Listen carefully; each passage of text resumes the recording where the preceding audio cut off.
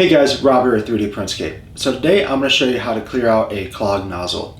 Now I did a video in the past covering how to actually replace the nozzle, so I'm not going to go into too much detail about that in this video. I'll just point to that. But I did want to make a note that if you're using like a brass or copper nozzle, pretty much every time I have a jam or something with those, I just toss it and put a new one on.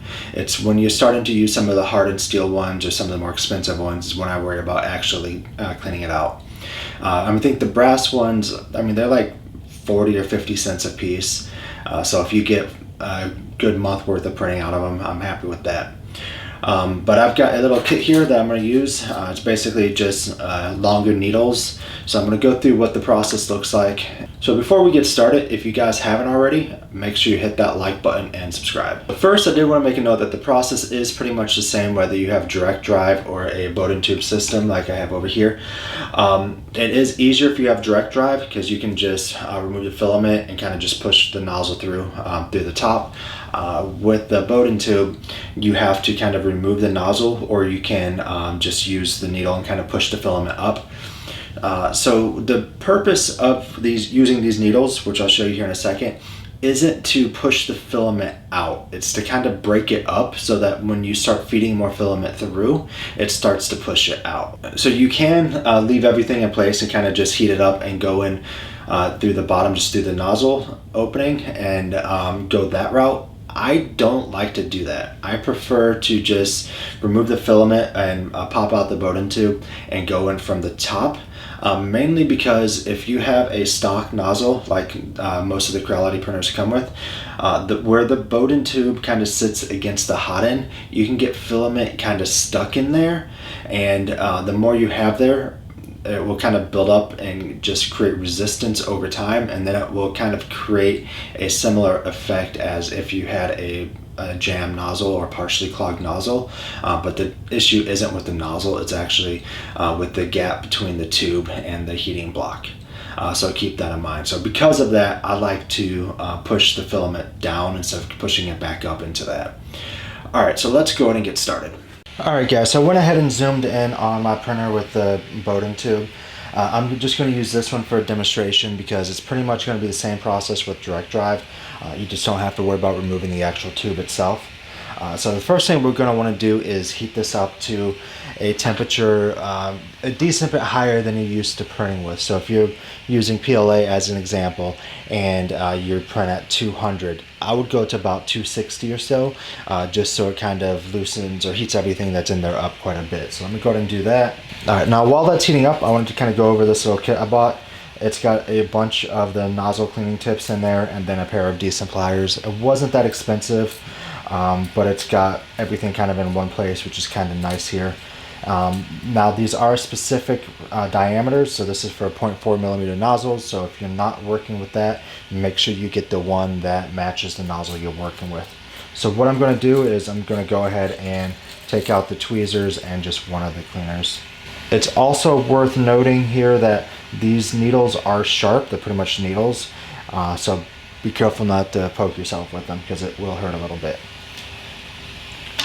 So like I kind of mentioned at the start of the video, I like to remove the tube and push the filament down, just because basically with the bowed-in tube system here and the stock hot end, the tube is sitting pretty much right above the heating block, and sometimes there can get to be a little gap there.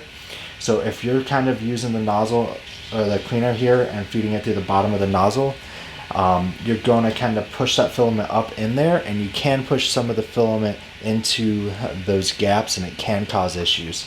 I'm saying it out of experience, and I know a lot of people say differently and that you can go that route. I'm just saying it's your choice there. If you don't want to remove the tube and you want to go from the bottom, it probably will work. I've had it cause issues for me in the past, so just keep that in mind. Alright, so while this is finishing up heating up, I'm going to be careful, but I'm going to go ahead and remove this tube. So I'm just going to push in right here and pull the tubing out. Alright, so if you have a little wrench like this, it will help quite a bit getting the tubing out. You push down on this here evenly, then you can pop it up. Again, if you had filament in there, you're going to want to unload it so you can pull it out. Here I already cut it on that side, so I'm just going to pull it back through here and just set it off to the side here. Now that we're up to temperature, I can go ahead and take my needle and kind of push it through. We want to move it around a couple times. Like I said, the goal isn't to push everything out. The goal is to break up what's in there. And then I expect you're going to end up with filament and stuff on here, so having a paper towel does help.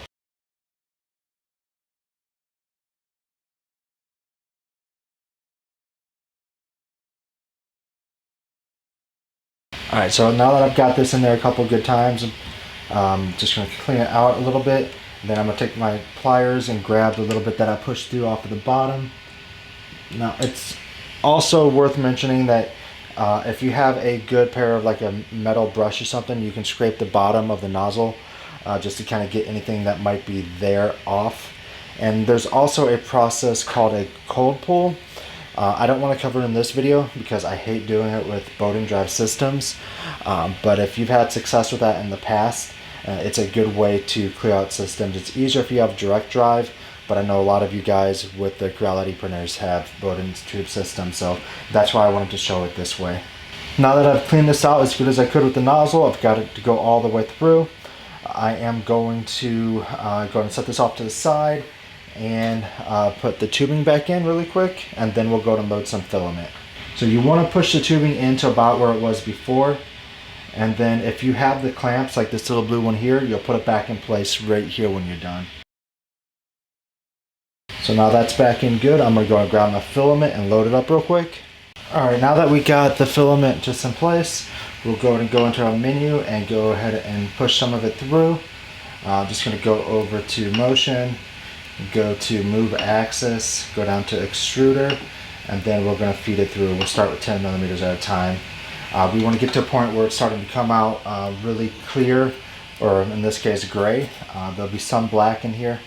As you can see at the bottom, this is just from the leftover filament I was pushing out, and there's some black dots on here as well. That's just some of the filament that was in there. So I'll typically extrude about 100 millimeters.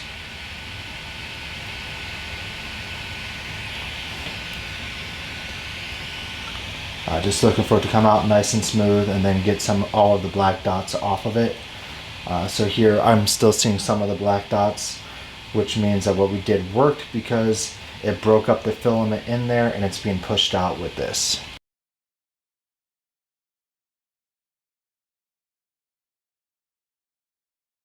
Alright, so I want to kind of zoom in on the filament here a little bit. As you can see, towards the top here we're all clear, it's just the gray filament, and at the bottom you see a lot of black specks in here. That's from the filament that was broken up inside of there. So this was actually clogged, so it was a really good example of what you would do in that situation. Alright guys, so that covers clearing out a partially clogged or clogged nozzle. Like I mentioned at the beginning of the video and kind of along the way, if you have a copper or brass nozzle and it's clogged pretty bad, I recommend just swapping it out. They're not expensive. I'll link to some decent ones below. If you have a hardened steel one, like I have on this printer here, those are the ones I typically prefer to clean out because they're going to last a lot longer and they're more expensive. I think the brass or copper ones will go from 40 to 50 cents a piece when you buy them in a small pack, where I think the one that came with this Micro Swiss hot end was like $10 or $15 a piece, I want to say. Don't quote me on that. But it's a lot better nozzle, and you can actually use some of the abrasive filaments with it. With the copper ones, you can't. It's going to tear them up quickly. One thing I did want to make a note of again, if you're using any of the ruby tip nozzles, don't try to go with these needles. I believe it can damage it, and those things are like almost $100 anyway, so I wouldn't even bother trying to clean them out this way. So just keep that in mind. If you have any questions about the process or would like to see any other videos, go ahead and leave a comment below. Thanks.